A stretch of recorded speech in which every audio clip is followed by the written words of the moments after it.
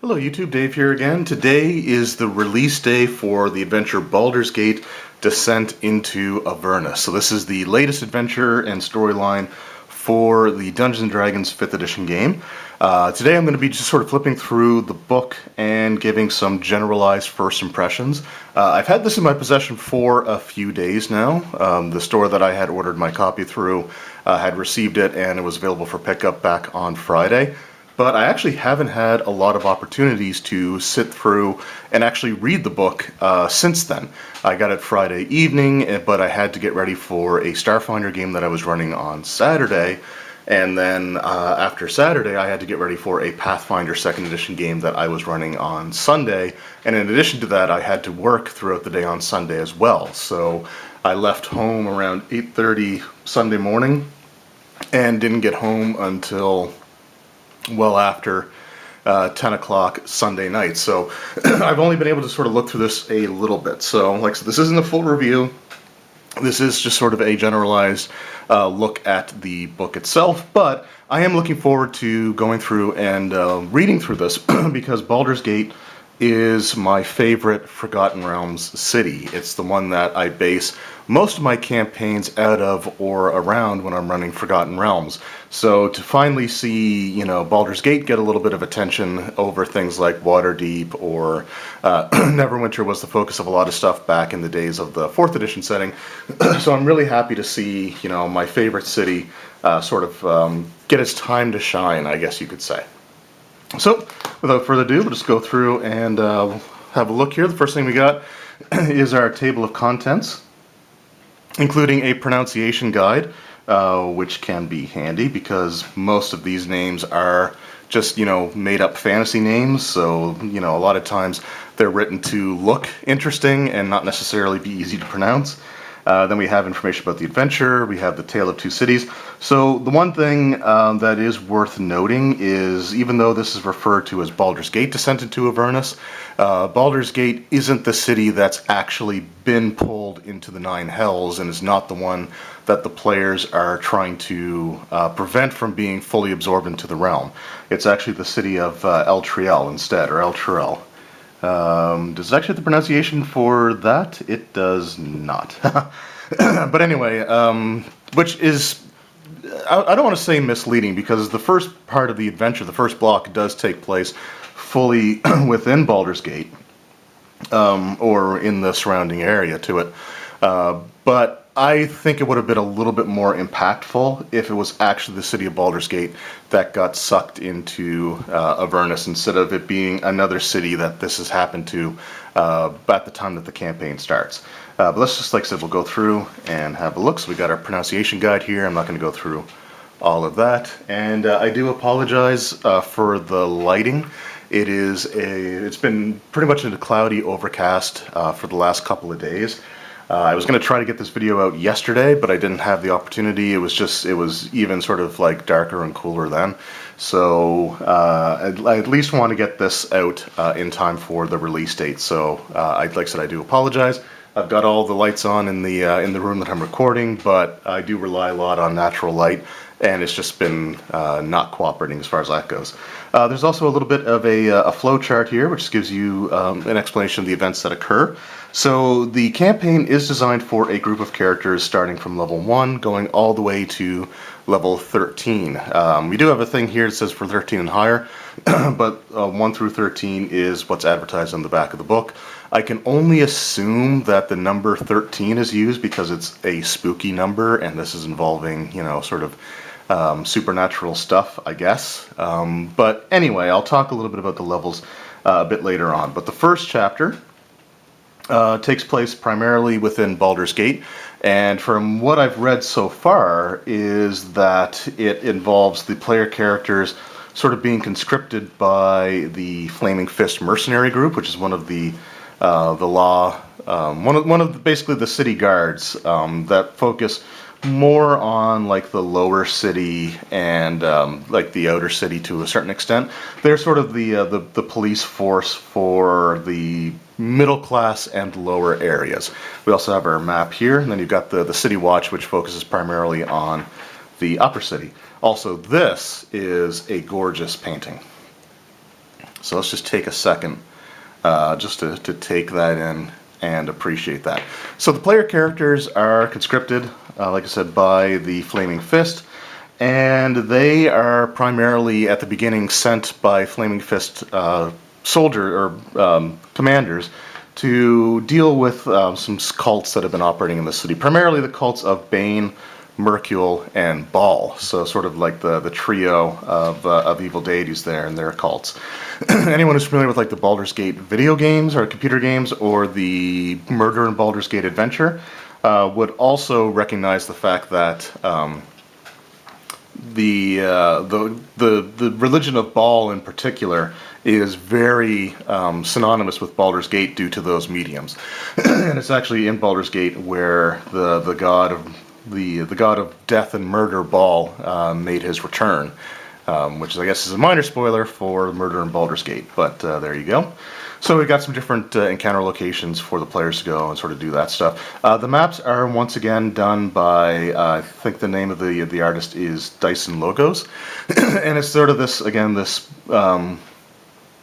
not quite hand-drawn, but this very, clean sort of style. At least I think he's the one that did the maps. Let's actually have a look and just confirm. Concept, confirm, interior, yeah. So Dyson Logos and Mike Shelley were the ones that have done the maps here. So it's sort of back to this black and white style, which I know is sort of polarizing for some people. I've grown to like them. I was a bit taken aback by them the first time that I saw them. But I have grown to appreciate them over time, so, I know for some people it is a bit of a turn-off, and I understand that, but try to look past that at the actual, content of the adventure itself. The campaign also goes to Candlekeep, which is another cool location, and again, if you played the original Baldur's Gate PC game, you'll remember Candlekeep as where your first character sort of made their way, or where they left from before they made to the city of Baldur's Gate itself. One of the interesting items included in this adventure as well is sort of this infernal puzzle box. And if you watch my dice opening video, I mentioned that there were some references to like some movies and stuff like that. In particular, they had like the sled with the name Rosebud as an item that you could possibly find. Again, there's another just beautiful piece of art. We're into chapter 2 now. So this is Elterel, the city itself, which is being pulled down by these infernal chains into Avernus itself. So again, just really beautiful stuff here. Like, this art is absolutely amazing and fantastic. Anyway, I forget exactly what I was saying, so let's just move on. Yeah, actually, oh, right, sorry, yeah, so the references to things. So the puzzle box, honestly, to me, has a very Hellraiser vibe to it. And, you don't use it to unleash Cenobites or anything like that, but it's just, I don't know, the idea of this infernal puzzle box just really reminds me of that movie. So we've got that there. There's also, again, callbacks to, some of the different video games.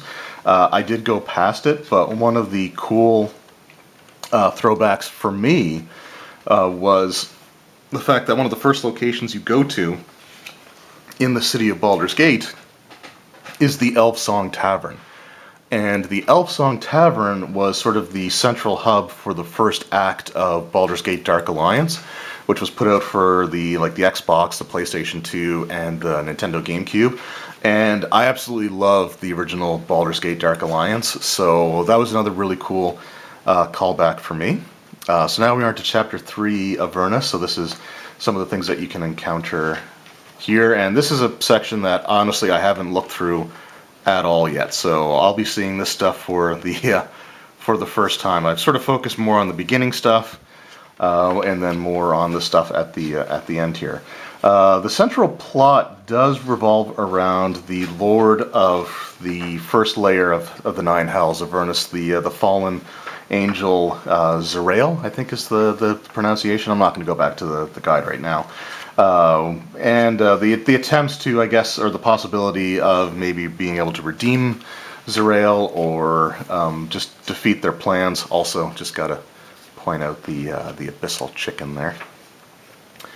So it seems like, again, a very interesting concept for an adventure. The one thing I will say that I'm not entirely on board with would have to be the level range. And I've made this complaint about several other adventures in the past. Primarily, Tomb of Annihilation was one that felt like the level range was just completely off for what you were doing. And I really feel that here again. I understand that a lot of these new storylines want to start at first level to support organized play for people that want to run these for D&D Adventurers League.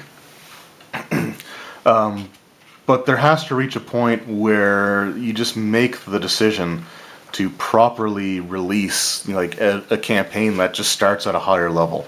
It's also something that can allow you to have better synergy with your starter sets, like the original starter set or the Essentials kit, and sort of give them a reason to exist, sort of thing.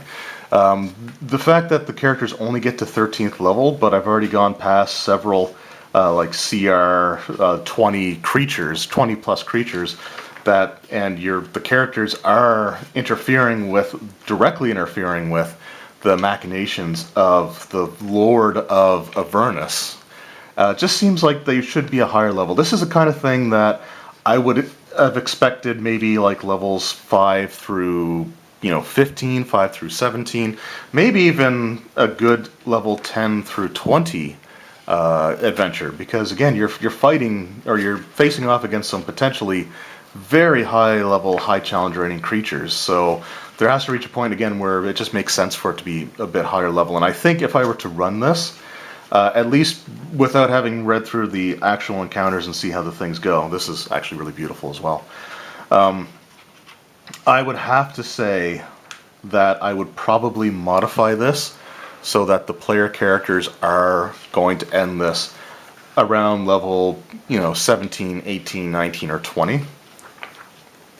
Again, we got Tiamat here, challenge rating 30, and it gives the stats, so there's a chance that they can fight it. So, again, the characters being, maybe 10th, 11th, or 12th level by the time they're doing this, or even if they get to 13th level, it just feels really sort of underpowered for what they're going up against. So I think that's the one, right now, that's the only real complaint that I have about the adventure, is that once again the level range just feels like it's too low for what you're doing. So we got past the adventure itself, and now we have the gazetteer for Baldur's Gate itself. So if you picked up the Waterdeep Dragon Heist book, then you're familiar with like the information that you have provided there. I will say, just from sort of looking through some of this stuff, it feels like this is a more thorough chapter, a more thorough gazetteer for Baldur's Gate than what we had for Waterdeep. Now again, I could be wrong there. That could be a situation where maybe it's just a little bit of bias on my part because I like Baldur's Gate more. But again, it just feels like the gazetteer chapter for Baldur's Gate is a little bit more substantial, which is fine because again, it's my favorite city. So we got quite a bit of useful information here. Lots of nice maps as well.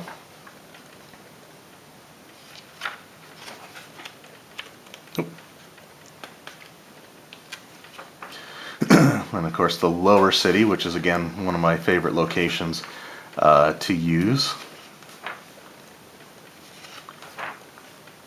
The Sea Tower of Baldur, which is, I guess, I think that's the one, if I recall correctly, this is like the Flaming Fist, like their prison or one of their main garrisons.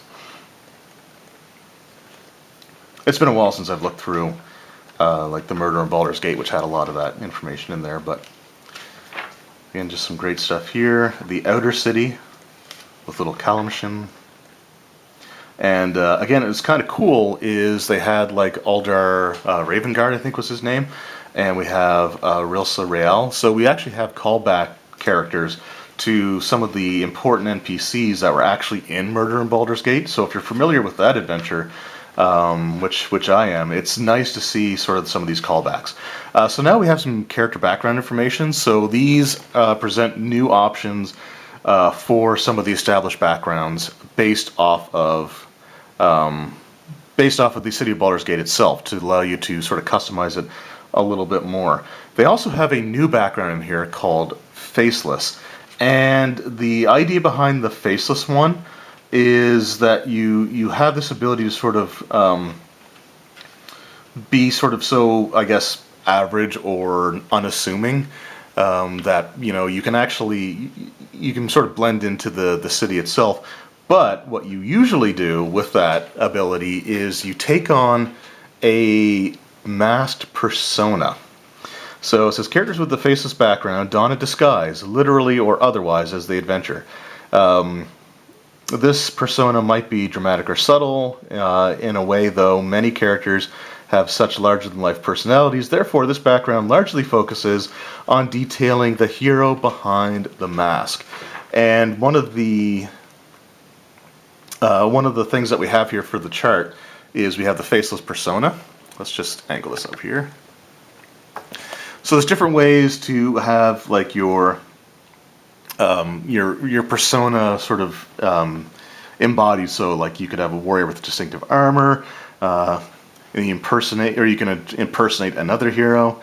You could act like a vengeful spirit, a scoundrel with a masked guise, or the bottom one says a disguise with animalistic or monstrous characteristics meant to inspire fear. So I know that there are going to be people out there that are literally going to try to make Batman. And that description, again, feels like a reference to like the Christopher Nolan Batman, where it talks about inspiring fear, particularly Batman Begins, where fear was sort of the overlying theme of that movie. So that line has to be a direct reference to that, and I refuse to accept anything other than that explanation. So you've got the Rosebud sled, you have the puzzle box, and now you have a literal reference to Batman and stuff of that nature. So a lot of pop culture references have been thrown in here, which is again kind of interesting.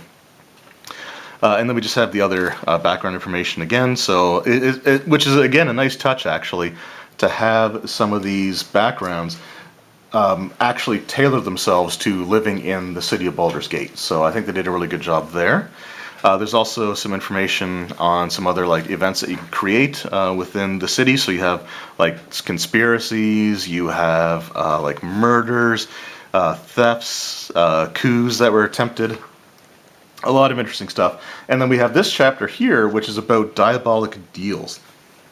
So this is information on how to basically arbitrate something if the players, or even you can use it for NPCs if you wanted to, where they literally make a deal with the devil or with an infernal creature of some sort. So that's kind of some cool stuff there.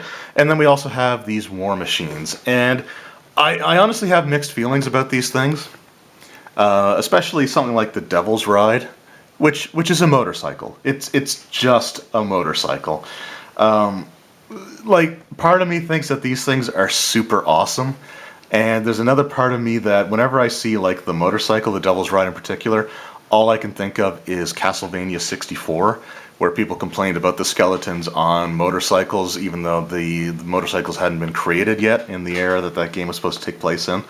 So again, I have sort of mixed feelings about them, but I will say one thing, that the designs of these are actually really, really cool, and they run on soul fuel, which again seems sort of like an interesting concept. Then we just have the relevant stats for them.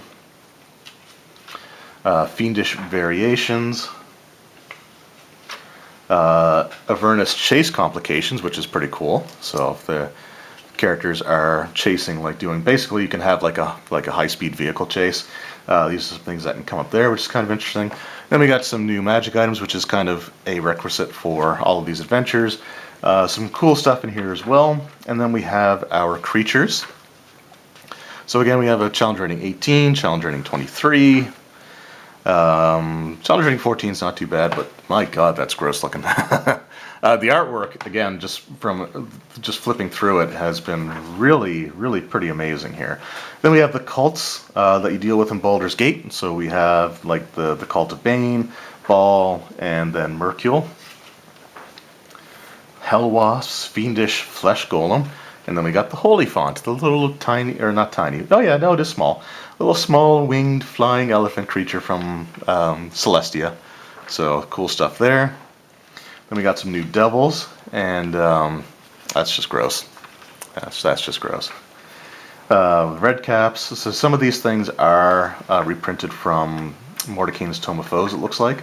I haven't compared stats yet, so I don't know if they've adjusted the stats from this book to that one, like if there's been any changes like there were from Out of the Abyss to Mordenkainen's Tome of Foes. So that'll be something to look into here at some point. But we have Zerael there, Challenge Rating 26, Yinogu, Challenge Rating 24, and Yinogu and Zerael I think are sort of the two main active forces here. And then we have Infernal Rapture menu, so we got some handouts. And I'm down with this one because it has coffee. And then some concept art. And I've always liked the inclusion of concept art. I think it's an interesting way of sort of getting behind the curtain, so to speak, and see how certain things may have evolved. So really, really cool stuff there. Again, just some gorgeous artwork overall. And we have some concept art for the Infernal Machines. I like how this one here is literally called the Buzz Killer. And in the back, we have the Infernal Alphabet, as well as a map. Now, I haven't removed this yet. I will have that out for the full review, but it comes with a map, so I am super happy about that. So for overall first impressions, this is a really, really nice looking book. And even though I haven't had time to really sit down and read the adventure thoroughly, there are aspects of it that I really like just from what I've seen so far. And then there's some things that I wish were done a little bit differently. The biggest thing for me has to be the level ranges. Like I've said, this really feels like the characters should be higher level. The one thing I will say, though, that this does a good job of is getting the characters up to 5th level by having them do something that's sort of related, but not really. It's not a situation where they're dealing with like the forces of hell directly, or being in Avernus right away from the get-go as first level characters, with everyone turning to them sort of minorly, like what happened with Waterdeep Dragon Heist, where you have these beginning characters that somehow seem to be like the central force driving the narrative, or sort of in that situation. So I like the fact that they at least sort of did that, but I still think it would have been better to simply have them start at a higher level and at a higher level, and just let the players maybe run something like the starter set or the essentials kit, or even something like Waterdeep Dragon Heist, where after they deal with that, maybe they go to Baldur's Gate, or you retool Waterdeep Dragon Heist to take place in Baldur's Gate. I mean, there's things that you can do. Another option may have been to have had the city of Baldur's Gate itself be pulled down into Avernus right from the very beginning. And the characters, instead of being like the big conquering heroes, spend the first few levels just trying to survive long enough to draw the attention of people that think that they might be helpful in actually solving all the issues. So like I said, I have to actually read the adventure and see how it plays out. So I'm not going to say too much. I've always liked Elterel anyway. It's one of the other cities that I've used frequently in my games. So if a lot of the campaign takes place there as well, and that's the one that the characters can rescue, it's not like the end of the world for me. I'm totally okay with that. And again, the artwork is just beautiful in this book. I think for the most part, there's especially the large paintings that they have, like the 2-page spread with just the city of Baldur's Gate, with the fog sort of rolling in or being there. Just really, really nice stuff. It looks like the information on the city of Baldur's Gate is very well done. From just looking through, at least the thickness of the chapter, looks like there's a lot of great information there that I'll be looking forward to reading. And for anyone who wasn't able to get their hands on a copy of Murder in Baldur's Gate, this is probably the most comprehensive source you're going to have on the city itself that's currently in print and easy to get. So right now, I'm thinking that this is a pretty good purchase. I'm happy to have it. I'm very interested in reading through it and seeing how it turns out. And my full review should be up within the next week or so. So it'll give me an opportunity to really sit down and read through it before I go, forward with another one of those videos. And I'll pull the map out and have it shown in the other video as well. So anyway, let me know in the comments below. What do you guys, any of you who've picked up the adventure, what are your thoughts on it so far? And how do you plan on using it if you plan on running it? Are you going to run it from levels 1 through 13? Are you going to try to maybe adjust the level range a little bit? What are your plans for that? I'd like to sort of know how you plan on tackling that. Anyway, thank you guys very much for watching. Hope you enjoyed, and I will see you next time. Take care.